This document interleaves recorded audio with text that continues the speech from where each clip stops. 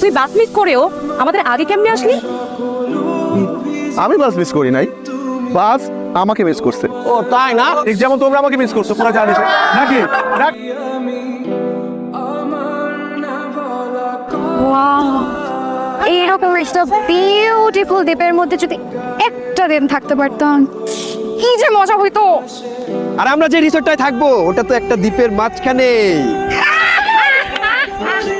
আমি আবির। আবির, হ্যালো আবির। হ্যাঁ, কোটা এনওয়ান। Hello uncle. নদী। Hello hello hello. কিরে, কি? সব ঠিকঠাক? অনেক সুন্দর। শুধু তাকিয়ে থাকার জন্য রাঙামাটি আসছোস? যা, তুই ওকে বল।